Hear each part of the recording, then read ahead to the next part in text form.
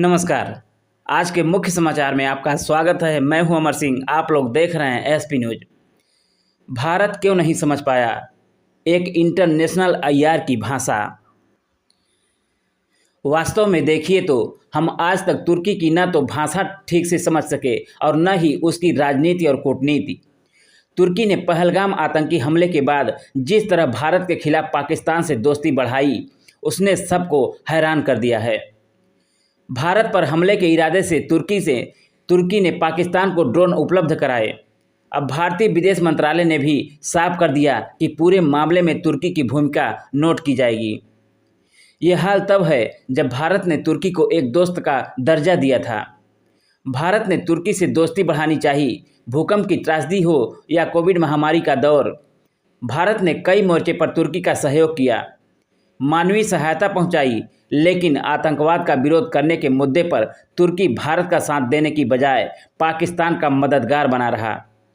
तुर्की का कश्मीर पर भी हैरान कर देने वाला रुख है। तुर्की सन 1965 और 1971 की लड़ाई में भी पाकिस्तान का साथ दे चुका है। तुर्की ने जिस तरह दुनिया में कई मौके पर अपना रंग बदला, उसे इंटरनेशनल आईआर कहें तो शायद गलत नहीं होगा। दुनिया में तुर्की का इमेज तिलिस्मी। वास्तव में तुर्की ने दुनिया में अपना तिलिस्मी इमेज बना रखा है। भारत ही नहीं, अमेरिका से भी तुर्की के बहुत अच्छे रिश्ते नहीं हैं।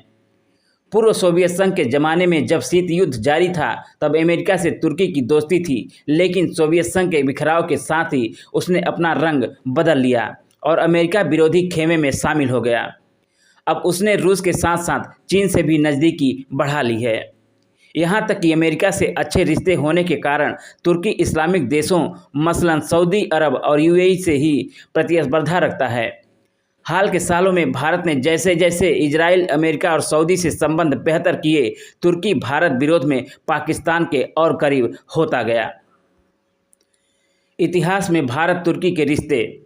इतिहास के आईने में देखें तो आज़ादी के साथ ही भारत और तुर्की ने अपने राजनयिक संबंध स्थापित तो कर लिए थे, लेकिन ये सफ़र उतार चढ़ाव भरे रहे हैं।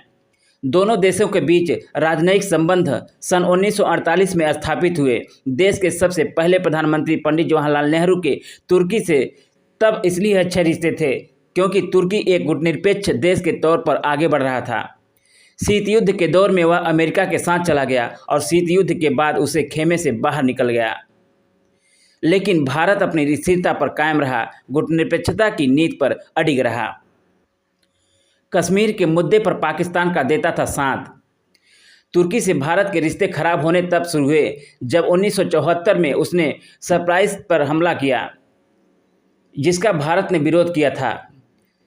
तुर्की को ये नागवार गुजरा और वह भारत के खिलाफ पाकिस्तान को पहले से भी ज़्यादा सपोर्ट करने लगा।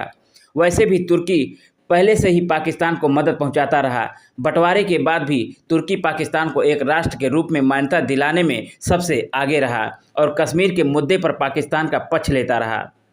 तुर्की का मौजूदा शासक रजब तैयब एर्दोगान भारत की मौजूदा नीति से इत्तेफाक नहीं रखते और विरोध में खुद को पाकिस्तान का करीबी बताने में लगे रहते हैं। भूकंप और कोविड वैक्सीन में मदद। आपको बता दें कि सन 1974 में तनाव बढ़ने के बाद दोनों देशों के बीच लंबे समय तक गतिरोध जारी रहा। राजीव गांधी और नरसिम्हा राव के शासनकाल से ही संबंध बेहतर करने के प्रयास हुए। इसके लंबे समय के बाद प्रधानमंत्री नरेंद्र मोदी ने तुर्की से संबंध बेहतर करने की दिशा में कदम उठाया। 6 फरवरी 2023 में जब तुर्की में भयंकर भूकंप आया, तब भारत ने ऑपरेशन दोस्त शुरू किया। इस भूकंप में तुर्की में 55,000 से ज़्यादा लोग मारे गए थे।